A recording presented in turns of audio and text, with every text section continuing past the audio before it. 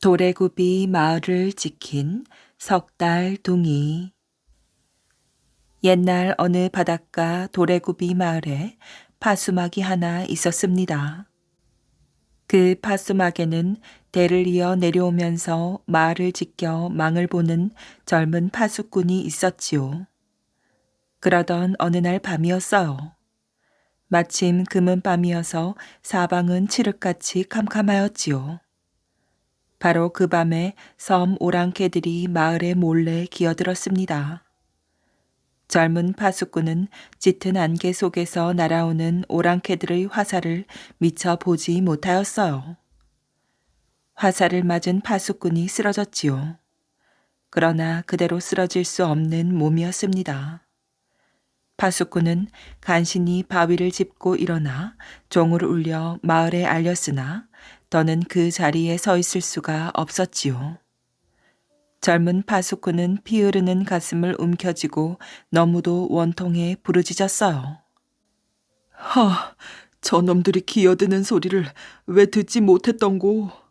아무리 캄캄한 밤이지만 천리 밖의 소리를 들을 수 있는 밝은 귀만 가졌어도 이런 일이 없었을 텐데. 이때 마을 사람들이 달려왔습니다. 사람들 가운데에는 파수꾼의 아내도 있었지요.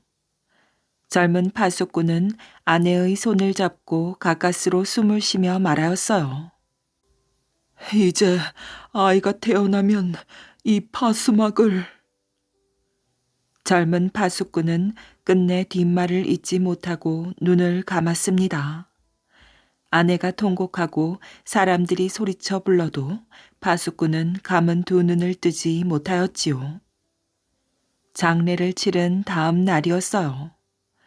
갑자기 젊은 파수꾼의 아내가 아이를 낳았는데 그 아이는 석달둥이였습니다. 하지만 퍽이나 귀엽고 오돌차게 생긴 아이였지요. 그러나 석달둥이를 바라보는 어머니의 마음은 섭섭하기 그지 없었습니다. 여태까지 석달둥이가 사람 구실하는 것을 못 보았기 때문이지요. 어머니의 입에서는 한숨 소리가 길게 새어나왔습니다. 어쩌면 네가 벌써 태어났단 말이냐. 너는 아버지의 뜻을 이어야 할 아이인데. 어머니의 눈에서는 마침내 굵은 눈물이 맺혀 떨어졌습니다. 그때 너무 섭섭해 마세요. 하는 소리가 들려왔지요. 어머니는 얼른 눈물을 닦고 소리나는 쪽을 바라보았어요. 그런데 이런 일이 어디 있겠습니까? 갓난 석달둥이 아이가 이불 깃을 뻐끔히 쳐들고 말하고 있는 게 아니겠어요. 아이는 어머니 쪽으로 얼굴을 돌리고 말을 계속하였지요. 난 아버지가 돌아가실 때 외치던 소리를 다 들었어요. 그래서 아직 10달은 못 됐지만 태어나지 않을 수 없었습니다. 빨리 아버지가 지키던 파수막을 지켜야 하지 않겠어요? 어머니는 너무도 놀랄 일이어서 아무 말도 못하고 그저 아이를 멍하니 바라보고만 있었습니다. 이때 석달둥이가 입을 다시며 말하였어요. 어머니, 저한테 먹을 걸 좀 주세요. 어머니는 얼른 아이의 입에 젖을 가져다 대었어요. 석달둥이는 전 면모금을 빨더니 이렇게 말하였지요. 이까지 젖이나 먹고서야 언제 배가 부르겠어요. 다른 걸 좀 주세요. 어머니는 다음 날부터 석달둥이에게 죽을 쑤어 먹이기 시작했습니다. 그런데 석달둥이는 죽을 몇 숟가락 떠먹더니 또 이렇게 말하였지요. 이까지 죽이나 먹고 언제 배가 부르겠어요. 다른 걸 좀 주세요. 어머니는 다음 날부터 밥을 지어주었어요. 석달둥이는 밥을 몇 숟가락 떠먹어 보더니 이건 먹을만 하군요. 하고 말하였지요. 석달둥이는 밥 한 사발을 개눈 감추듯 하였습니다. 석달둥이는 하루가 다르게 무럭무럭 자라 태어난 지 사흘 만에 오뚝 일어섰고 닷새 만에는 아장아장 걷기 시작하였지요. 그런데 어떻게 된 일인지 눈은 뜨지 못하였어요.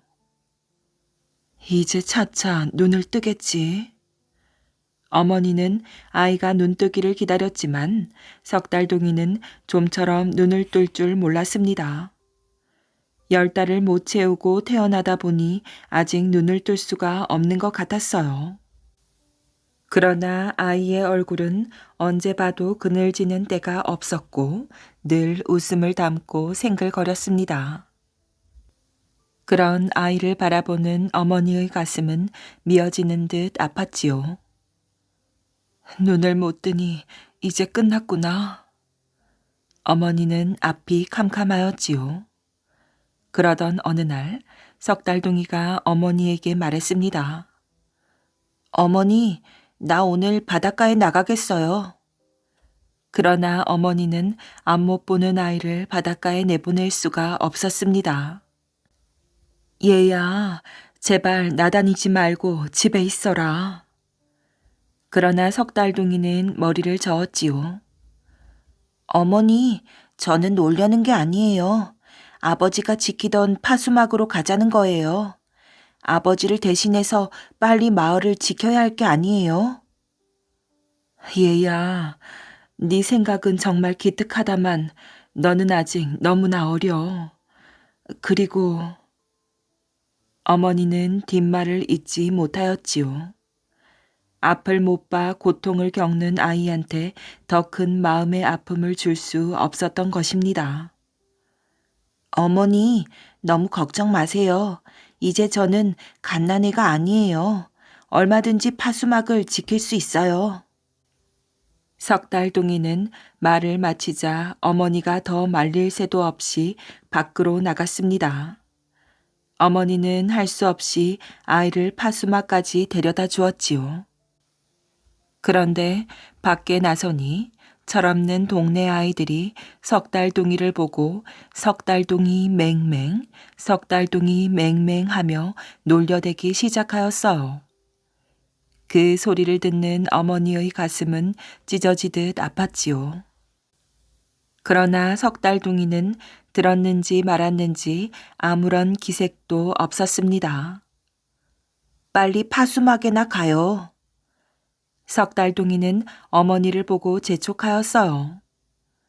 바닷가 파수막에 다다르니 다른 사람이 파수를 서고 있었지요. 석달둥이가 그 사람을 보고 말하였어요. 아저씨, 파수막을 어서 내주세요. 이 파수막은 우리 아버지가 파수를 서던 곳이에요. 아버지를 대신해서 제가 오늘부터 파수를 설래요. 그 말에 파수를 서던 사람은 기가 막혀 허허 웃었습니다. 석달둥이야, 사람 웃기지 말고 어서 집에 가 밥 많이 먹고 어서 빨리 크기나 하려무나.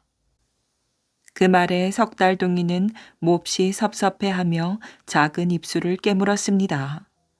그러다가 아이는 왓들 놀라며 소리쳤지요. 아저씨, 섬 오랑캐 놈들이 우리 마을에 기어들고 있어요. 빨리 종을 울리고 봉화대에 불을 지피세요. 파수를 서던 사람은 깜짝 놀라 바다 쪽을 바라보았습니다. 그러나 바다에는 갈매기만 너울너울 춤을 출 뿐 보이는 건 아무것도 없었지요. 앞만 봐도 저 애가 제정신이 아니구려. 파수를 서던 사람이 허허 웃었어요. 어머니는 얼굴을 붉히며 석달둥이의 팔소매를 잡아 끌었지요. 얘야, 어서 집에 돌아가자. 석달둥이는 움직이지 않았습니다. 어서 가자는데도. 어머니는 목소리를 높이며 아이의 손을 잡고 집으로 향하였어요. 그러자 석달둥이는 발을 동동 구르며 안타깝게 소리쳤지요.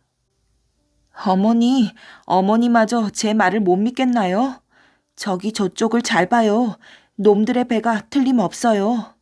섬 오랑캐 놈들이 짓거리는 소리가 막 들려요. 석달둥이가 가리키는 곳을 보니 아닌 게 아니라 수평선 너머로 거물거리는 것들이 수없이 보이기 시작했습니다. 그 점들은 점점 커지고 있었지요. 틀림없이 섬 오랑캐들의 배였습니다. 그제야 파수를 서던 사람은 석달둥이의 말이 사실이라는 것을 알았습니다. 종이 울리고 봉화대에 불이 지펴졌지요. 집집마다 문이 열리고 사람들이 창과 칼을 들고 달려나왔어요. 그러자 오랑캐들은 감히 도래구비 마을로 달려들지 못했습니다. 놈들은 그대로 돌아갈 수밖에 없었어요. 석달둥이가 아니었더라면 정말 큰일 날 뻔했구나. 파수를 서던 사람이 석달둥이를 대견스레 바라보며 칭찬했습니다. 그런데 넌 그걸 어떻게 알았니? 보지도 못했을 텐데. 어머니가 묻자 석달둥이는 희죽 웃어 보이더니 말하였어요. 어머니, 저는 비록 앞은 못 봐도 그 대신 천리 밖의 소리를 들을 수 있을 만큼 귀가 밝습니다. 나는 백리 밖에서 개미들이 기어다니는 소리도 들을 수 있고 천리 밖에서 꽃망울이 터지는 소리까지도 듣는답니다. 그러니 그까짓 오랑캐 놈들이 짓거리는 소리쯤이야 왜 못 듣겠나요? 그 말에 어머니도 파수를 서던 사람도 놀라지 않을 수 없었습니다. 그러나 그것은 사실이었지요. 이제 모두 아시겠지요? 저는 얼마든지 파수를 설 수 있단 말이에요. 아저씨, 어서 저한테 파수막을 넘겨주세요. 석달동이의 말이 얼마나 당차고 절절히 울렸던지 파수를 서던 사람은 석달동이한테 파수막을 넘겨주지 않을 수 없었습니다. 이렇게 되어 석달동이는 아버지가 서던 파수막에서 아버지가 하던 일을 계속할 수 있었지요. 석달둥이가 파수를 서면서부터는 섬 오랑캐들이 마을에 얼씬하지 못하였어요. 그놈들이 암만 천리 밖에서 가만가만 쑥덕거려도 그 소리를 석달둥이가 몽땅 엿들을 수 있었기 때문입니다. 이렇게 되자 마을 사람들은 물론 철없는 어린 것들까지도 더는 석달둥이를 업신여기지 못했습니다. 그러나 어머니의 마음은 늘 허전했고 남보기가 떳떳하지 못하였지요. 석달둥이가 아직까지 눈을 뜨지 못했기 때문입니다. 석달둥이의 눈을 뜨게 해주고 싶어하는 애타는 마음은 어머니 혼자만의 마음이 아니었습니다. 온 마을 사람들이 석달둥이를 불쌍히 여기며 하루빨리 밝은 눈을 갖게 될 것을 바라고 바랐지요. 그러던 어느 날이었습니다. 장수산의 이름난 의원 할아버지가 도래구비 마을을 지나다가 이 사실을 알게 되었어요. 의원 할아버지는 석달둥이 어머니를 보고 말하였지요. 왜 진작 나를 찾아오지 않았나? 어서 이 약을 먹여보게나. 의원 할아버지는 조롱박에 담긴 약을 어머니한테 주었습니다. 이 약을 먹으면 눈을 뜰 수 있을 걸세. 그때 어머니의 기쁨이 어떠했겠습니까? 어머니는 조롱박을 들고 그 길로 바닷가로 달려갔지요. 얘야, 됐다. 이젠 네가 눈을 뜨게 됐구나, 눈을. 네? 뭐라고요?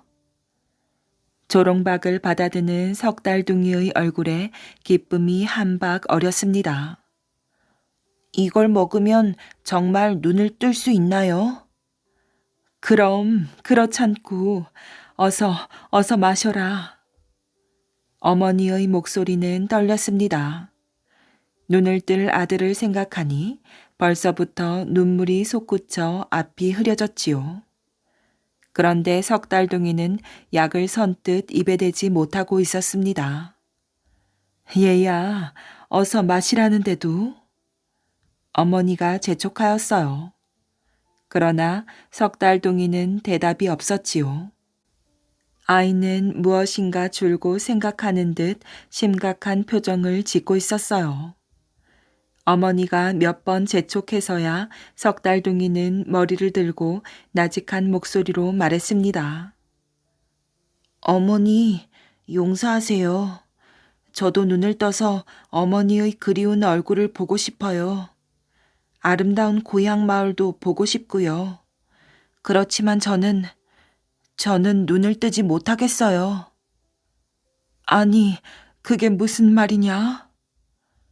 너무도 뜻밖의 말에 어머니는 아들을 멍하니 쳐다보기만 하였습니다. 석달둥이는 계속 말을 이었지요.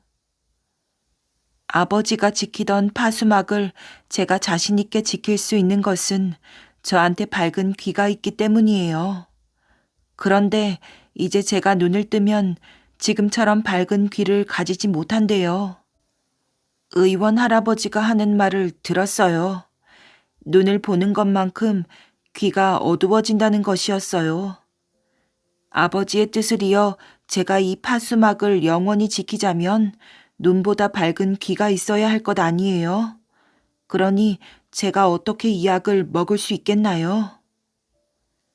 석달둥이의 얼굴에는 굳은 결의가 어려 있었습니다.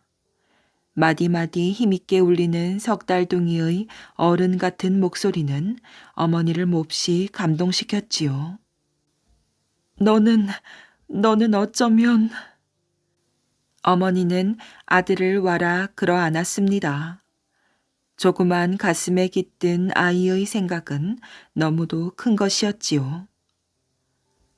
나는 정녕 아버지가 바라던 그런 애였구나. 그때부터 어머니의 생각은 달라졌습니다. 더는 석달둥이에 대해 서운한 마음을 가지지 않았지요. 자기 아들보다 더 훌륭한 자식을 둔 어머니는 없다고 생각하였어요. 석달둥이는 그 뒤 마을 사람들을 도와 고향을 지키는 일에 한 몫을 단단히 하였습니다.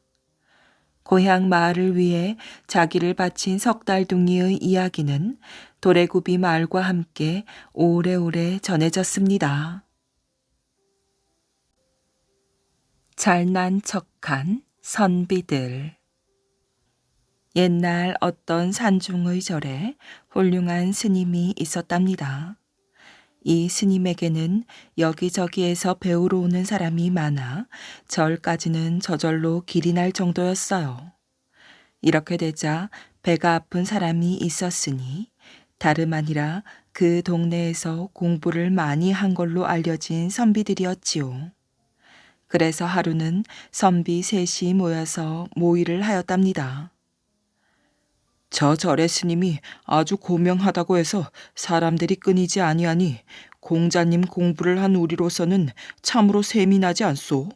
그러니 한번 골탕을 먹입시다. 그렇게 합시다. 가서 무조건 시비를 걸 것이 아니라 우리도 배우러 왔다고 하면서 시험하여 봅시다. 우리 같은 선비가 배우러 왔다고 하면 아주 좋아할 것입니다. 그럽시다. 아주 어려운 문제를 서너 개 준비하여 여러 사람 앞에서 망신을 줍시다.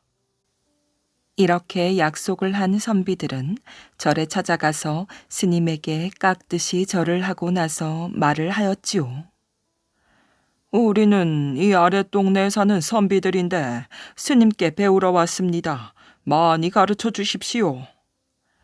말은 이렇게 하였지만 그들의 얼굴에는 스님을 무시하는 태도가 역력하였어요. 스님은 그들에게 앉으라고 하면서 먼저 뜨거운 차를 각기 한 잔씩 권하였지요. 잔마다 가득가득 차를 부어준 것이었어요. 이렇게 잔이 뜨거우니까 선비들은 도저히 마실 수가 없었답니다. 그런 모습을 보고 스님이 말하였어요. 오라, 차가 뜨거워서 못 드시는군요. 그러면 저기 있는 찬물 주전자를 기울여서 뜨거운 찻잔에 따라 식혀 잡수시지요. 이렇게 말하자 선비는 화가 나서 말하였어요. 아니, 스님, 우리를 놀리는 것이오. 이렇게 뜨거운 차가 잔에 가득하여서 넘칠 지경인데 어찌 여기다가 찬물을 붓는단 말이오. 에헴, 우리가 그런 것도 모를 어린애인 줄 알고 되지 않는 말을 하는 것이오. 이렇게 빈정거렸어요. 그러자 스님이 옷깃을 가다듬으면서 말하였지요. 더운 물에 찬물을 부으려면 먼저 찬물 들어갈 자리가 있어야 한다는 말이지요. 그렇소.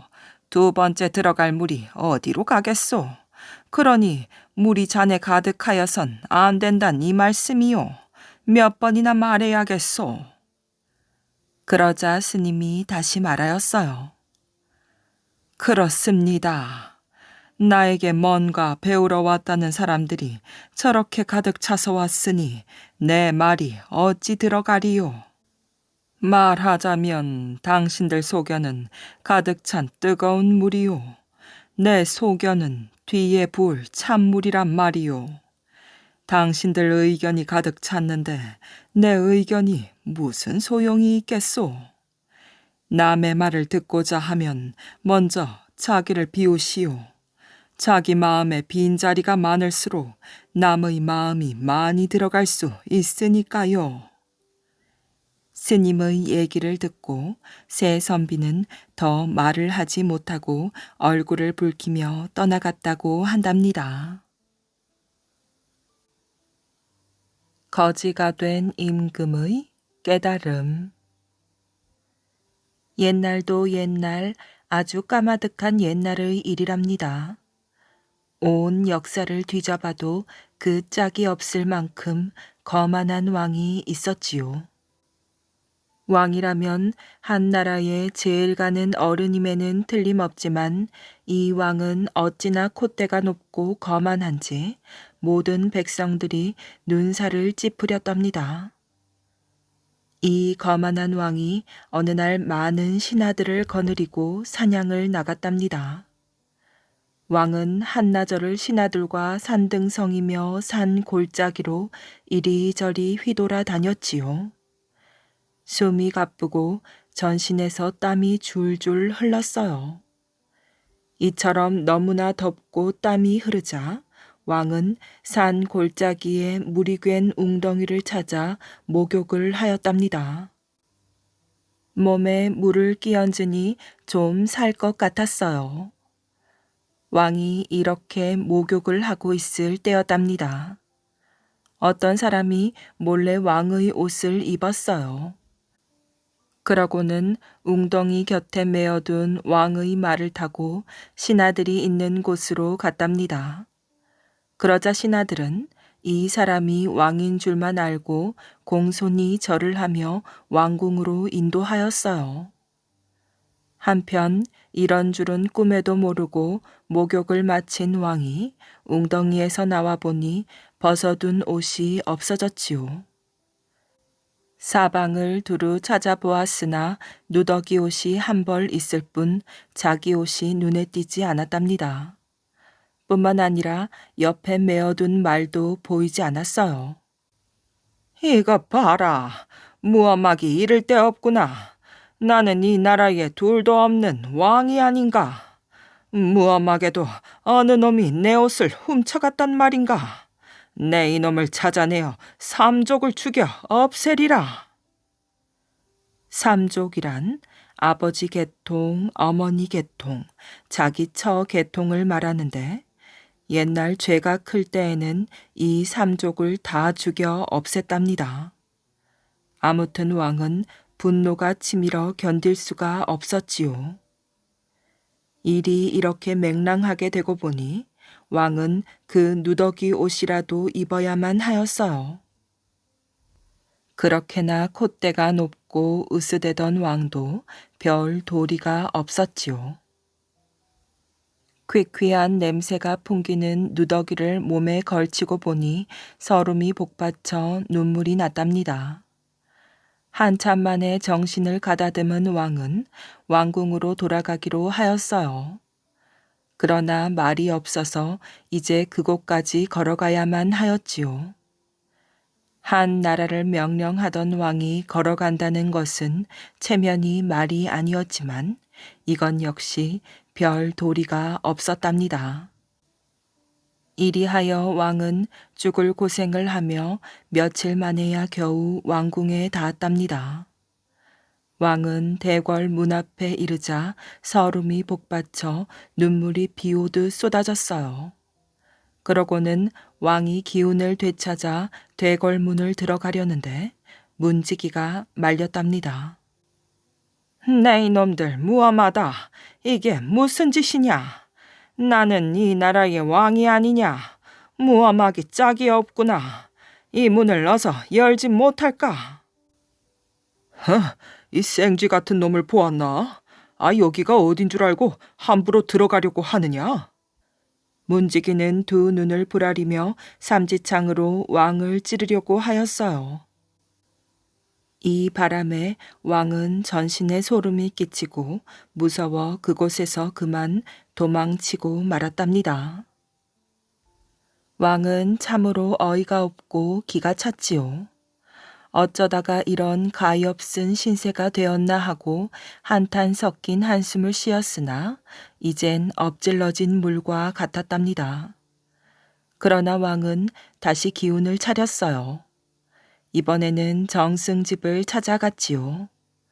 정승들은 자기를 알아보고 다시 왕으로 받들어 주리라고 생각하였어요.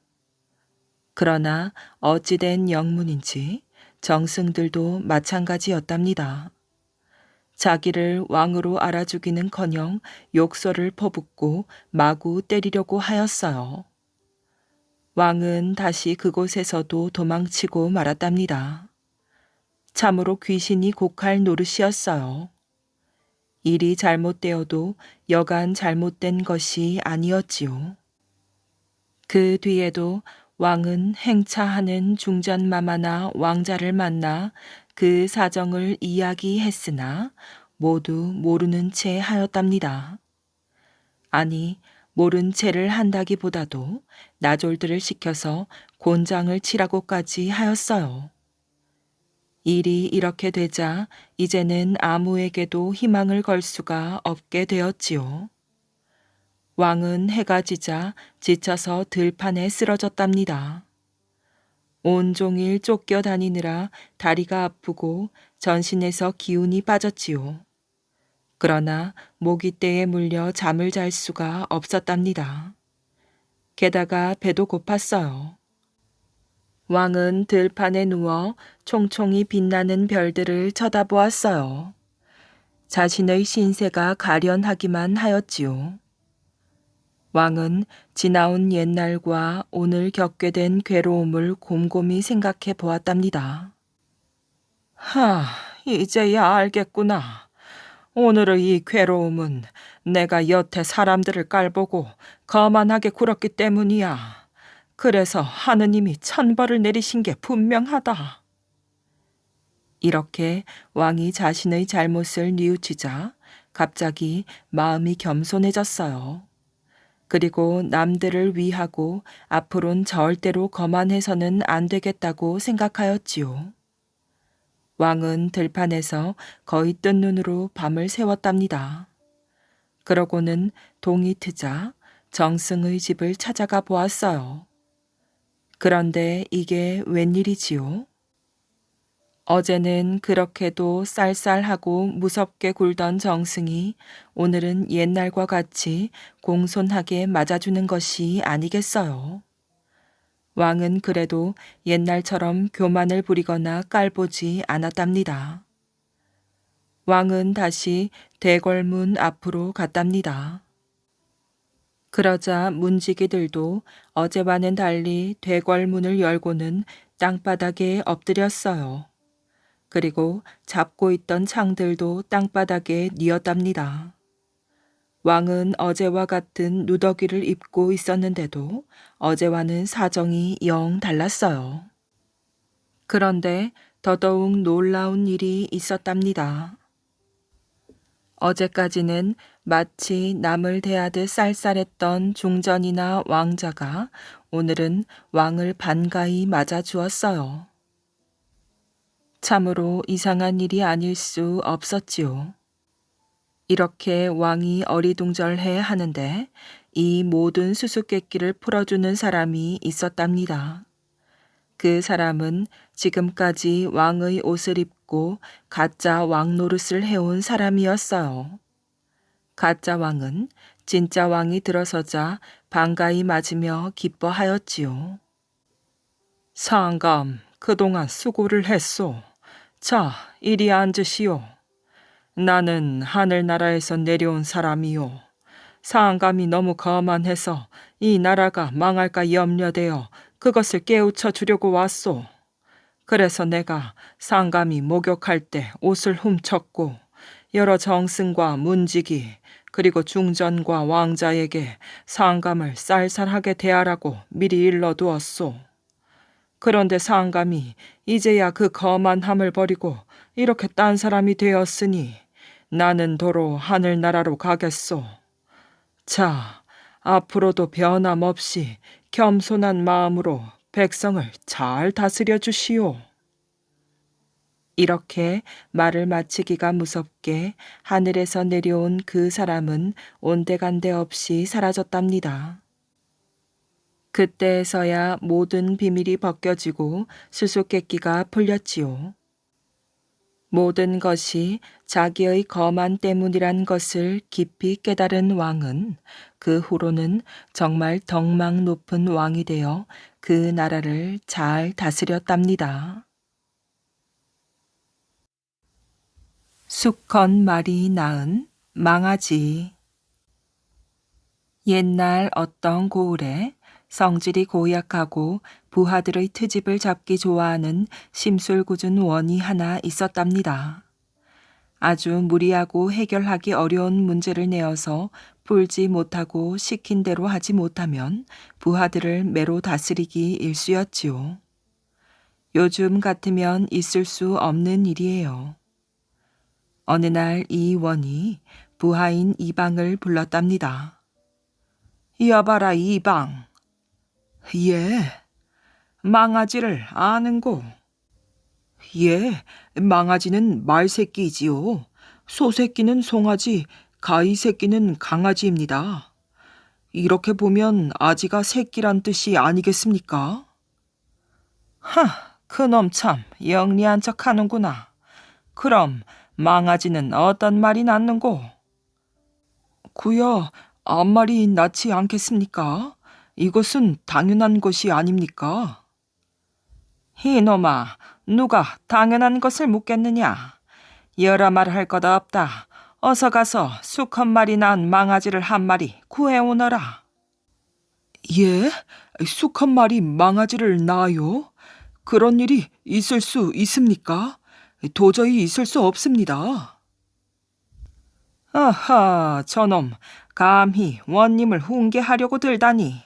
냉큼 나가서 수컷 말이 낳은 망아지를 이리로 끌고 오란 말이다. 어서. 만일 내 영을 이행하지 못하면 큰 벌을 내리리라. 기한은 닷새다. 말도 안 되는 얘기지만 원의 명령인 것을 어찌합니까? 이방은 집에 돌아와서 밥도 먹지 않고 이불만 뒤집어 쓰고 끙끙 앓기 시작하였어요. 집안 식구가 왜 그러느냐고 물어도 대답도 하지 않고 한숨만 쉬고 누워 있었답니다.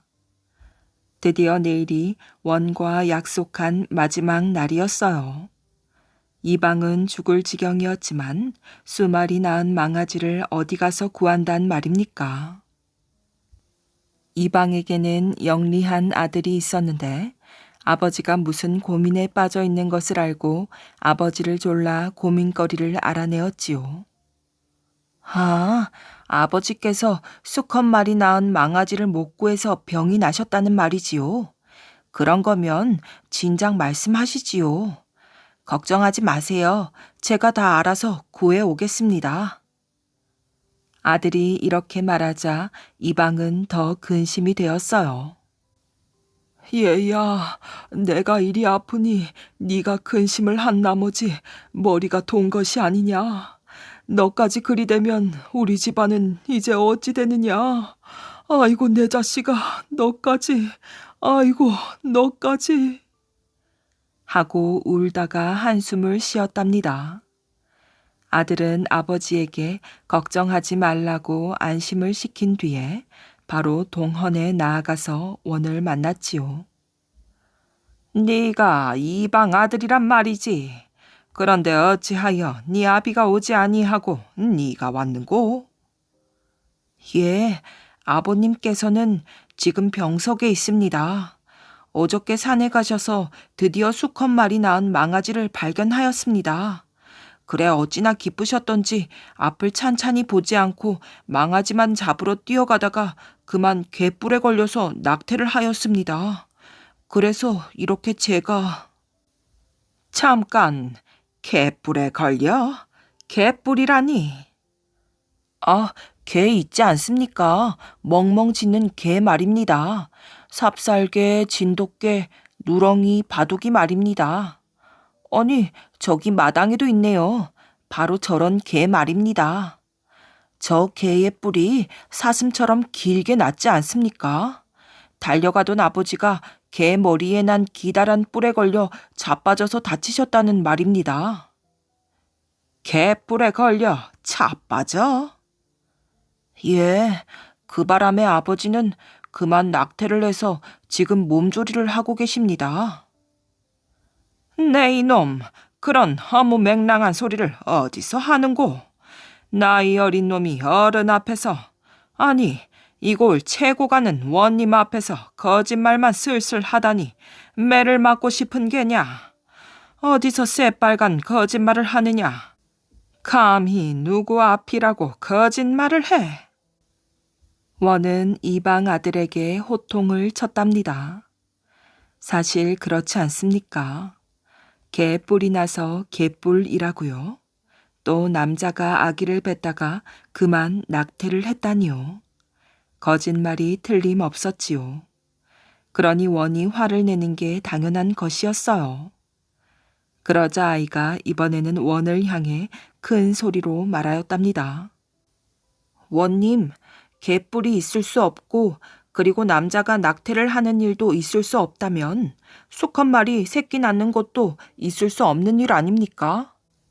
거짓말을 가지고 사람을 괴롭히니 저도 이렇게 거짓말을 할 수밖에요. 원님은 아이의 말을 듣고 할 말이 없었어요. 이방이 그 뒤 무사하게 지낸 것은 두말할 필요가 없답니다.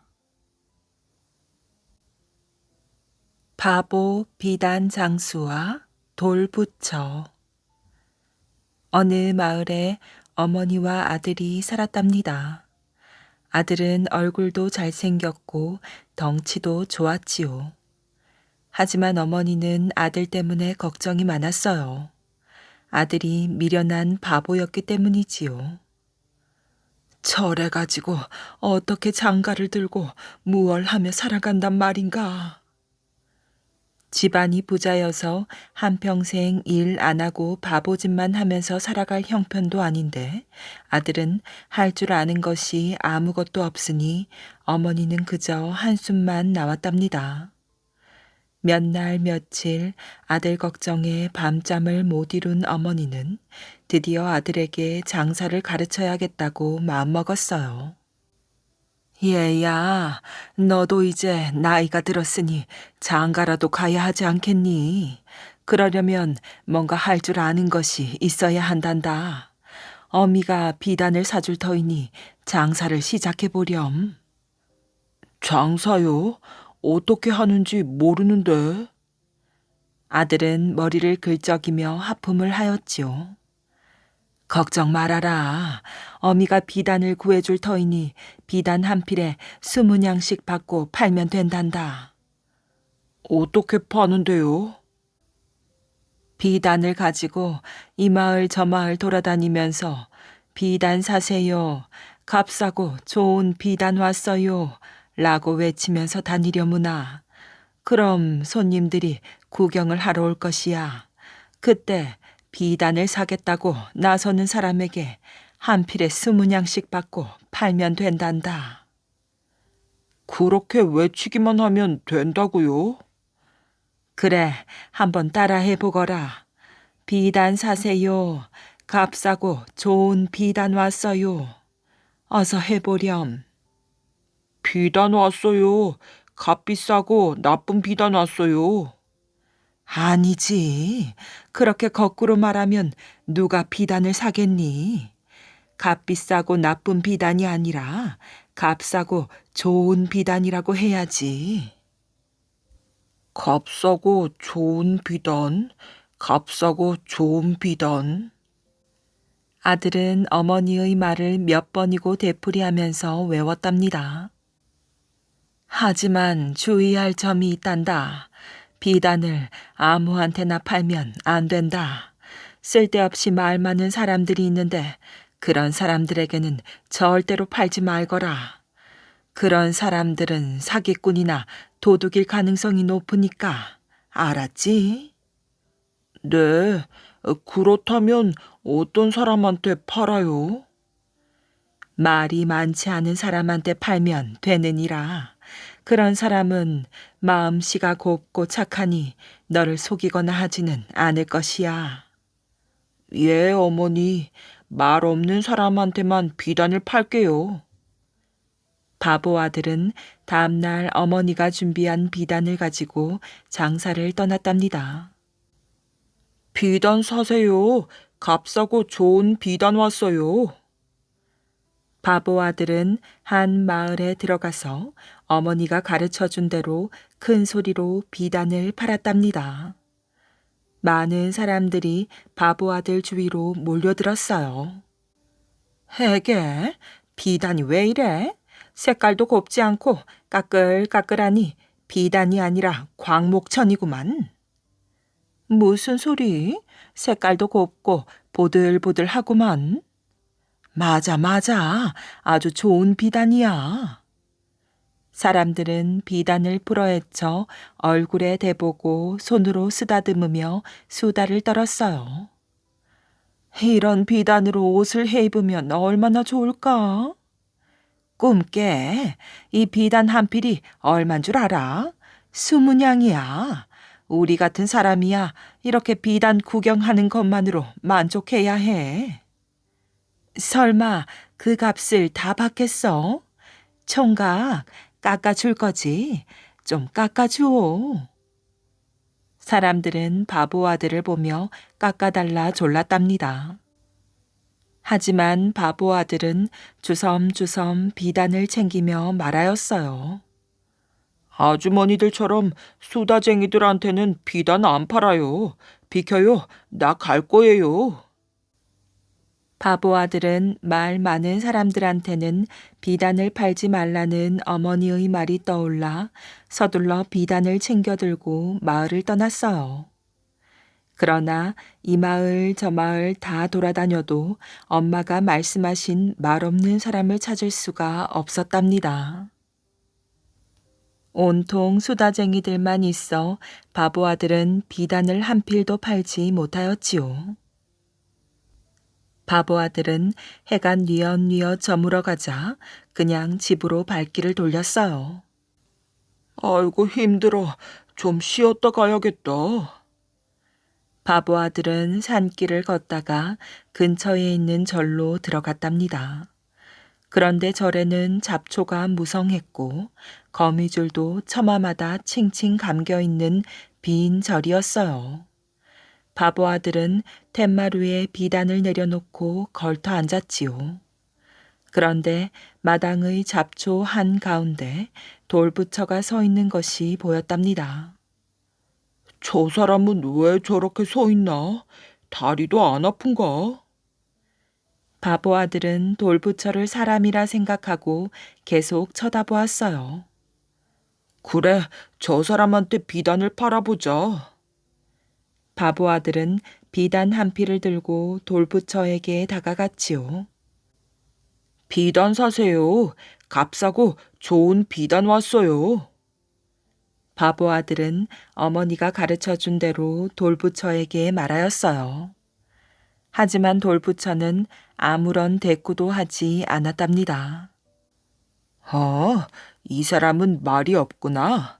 그래, 어머니께서 말한 사람이 바로 이런 사람이야. 낮에 본 수다쟁이들과는 달리 아무런 말도 하지 않는 돌부처를 보자 바보 아들의 얼굴이 환해졌어요.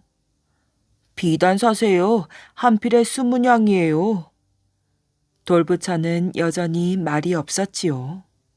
아, 돈이 없으시군요. 그래도 비단은 마음에 드시지요.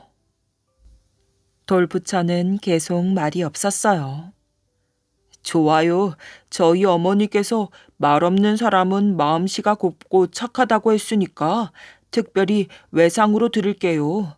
내일 아침에 비단값 20냥을 받으러 올게요. 그럼 안녕히 계세요.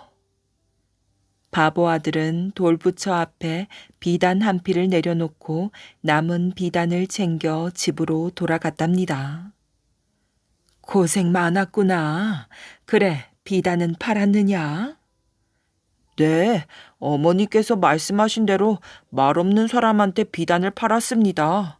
하지만 돈이 없다고 해서 내일 받기로 했어요. 잘했다. 정말 장하구나. 진작 너에게 장사를 가르칠 걸 그랬구나. 어머니는 아들의 어깨를 두드리며 무척 기뻐하였어요. 바보 아들은 다음 날 아침을 먹고 서둘러 돌부처에게 외상값을 받으러 갔답니다.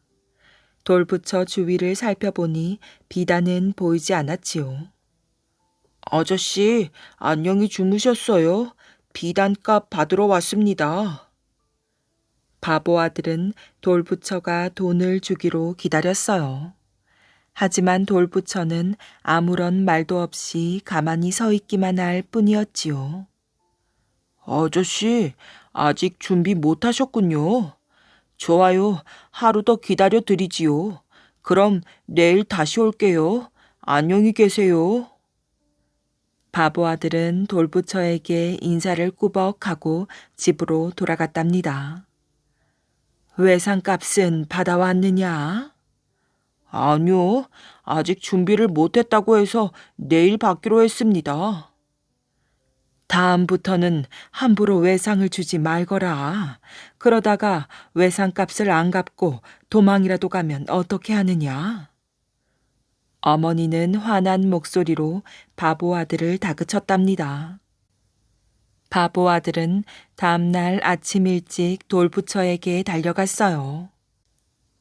아저씨, 안녕하세요. 오늘은 외상값을 가져오셨죠? 뭐예요? 오늘은 꼭 주셔야 해요. 어제 외상값을 못 받아가서 어머니께 혼났단 말이에요. 어서 주세요. 정말 너무해요. 아무 말 안 하고 버티면 제가 그냥 돌아갈 줄 알아요?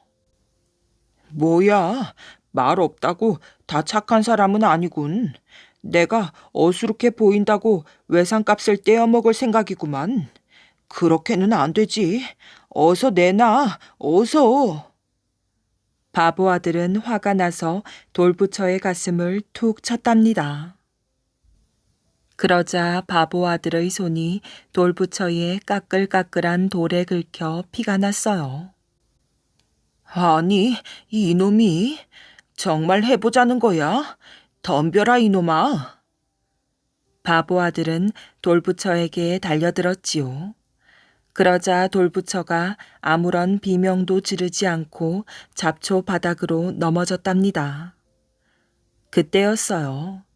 돌부처가 서 있던 자리에서 무언가 번쩍였지요. 그것은 수많은 금덩이와 은덩이였답니다. 자풀이 무성한 절은 바로 도둑들의 소굴이었어요. 돌부처가 서 있던 자리는 도둑들이 훔쳐온 금과 은을 숨겨두던 장소였던 것이지요.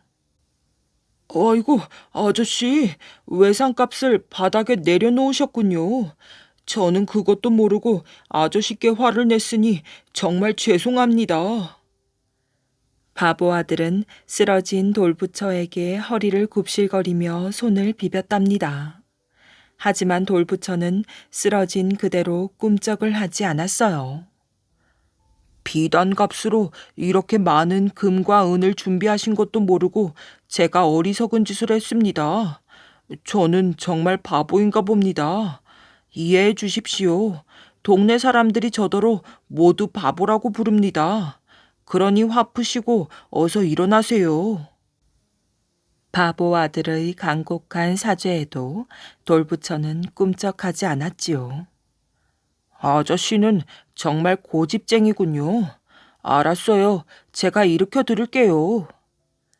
바보 아들은 돌부처를 일으켜 세웠지요.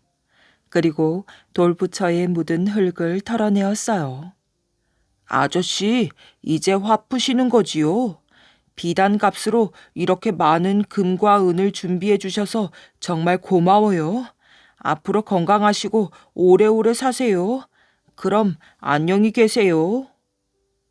바보 아들은 구덩이 안의 금과 은을 모두 파내어 집으로 돌아갔어요.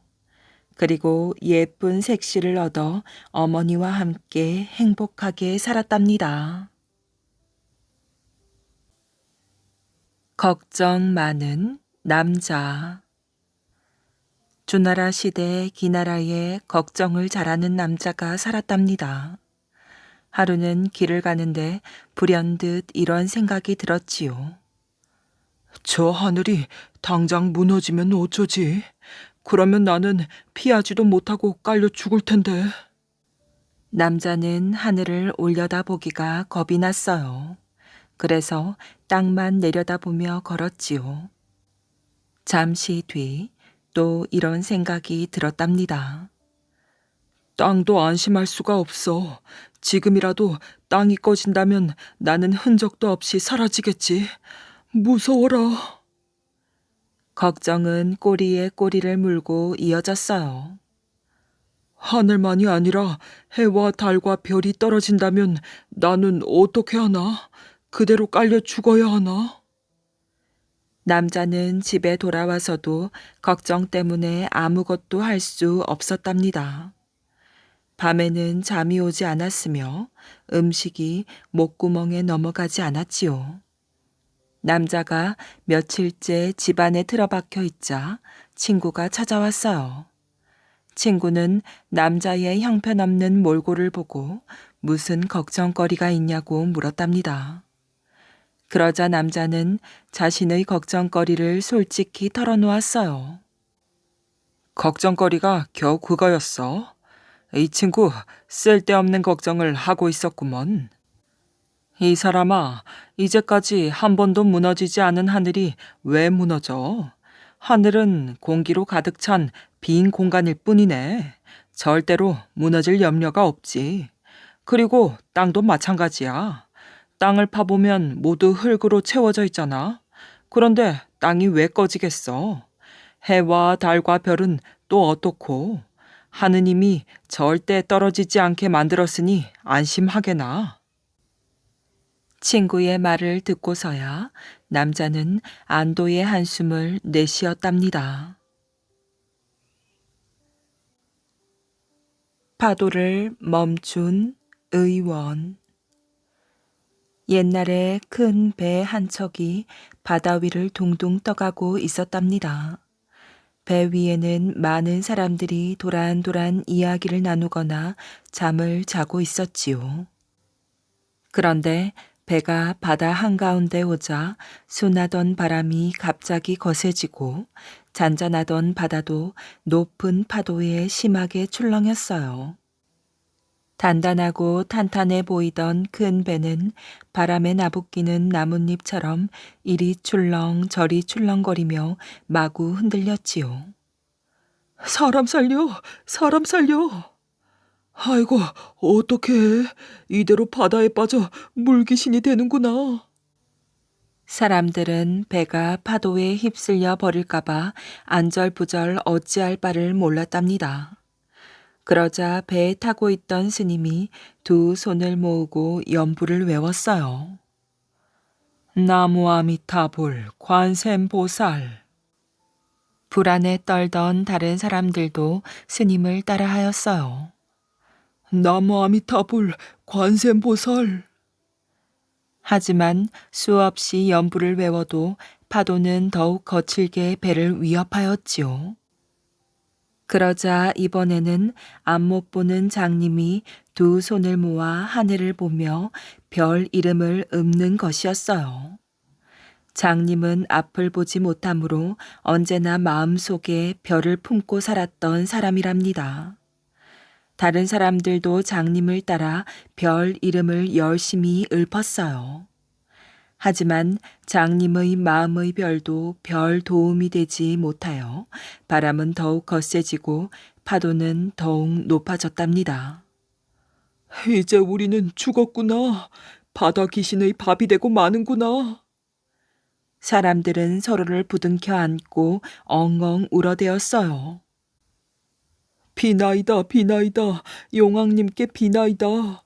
제발 화를 푸시고 저희를 보살펴 주소서. 바람을 먹게 하시고 파도를 가라앉게 하소서. 이번에는 배에 타고 있던 무당이 나서서 기도를 드렸어요. 두 손을 비비고 바다를 향해 넙죽넙죽 절을 하며 정성껏 기도를 드렸지요. 비나이다, 비나이다, 용왕님께 비나이다. 제발 화를 푸시고 저희를 보살펴 주소서. 바람을 먹게 하시고 파도를 가라앉게 하소서. 사람들도 무당을 따라 정성껏 용왕님께 기도를 드렸지만 역시 바람은 거세게 휘몰아치고 파도도 거칠게 달려들었어요. 어찌할꼬, 어찌할꼬. 이제 정말 죽는구나. 사람들은 또다시 서로를 끌어안고 대성통곡하였답니다. 그러자 이번에는 의원이 일어나 기도드렸어요. 이중탕, 이중탕, 이중탕, 이중탕. 사람들은 의원이 하는 말이 무슨 뜻인지는 모르지만 지푸라기라도 잡는 심정으로 의원을 따라 기도드렸어요. 이중탕, 이중탕, 이중탕, 이중탕. 이중탕 소리가 온 배전에 울려 퍼지자 신기하게도 거친 바람이 잦아들고 거센 파도도 가라앉았어요. 사람들은 그제야 안도의 한숨을 쉬며 정신을 가다듬었지요. 살았다, 살았어. 바다가 잠자는 아기처럼 순해졌다. 몇몇 사람들은 기쁨에 넘쳐 덩실덩실 춤까지 추었답니다. 긴장했던 마음, 들뜬 마음이 정리되자 한 선비가 의원에게 다가왔어요. 의원님, 참으로 고맙습니다. 의원님 덕분에 바다 귀신이 될 뻔한 위기를 무사히 넘길 수 있었습니다. 별 말씀을요. 모두가 여러분들이 함께 기도드린 덕분입니다.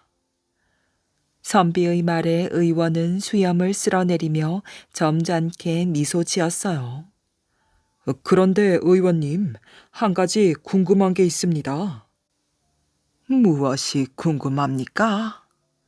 예, 아까 의원님께서 이중탕이라고 하셨는데 아무리 생각해 보아도 의원님께서 말씀하신 이중탕의 뜻을 도무지 모르겠습니다. 선비의 말에 의원은 하하하 웃어대었어요. 아니, 왜 웃기만 하십니까?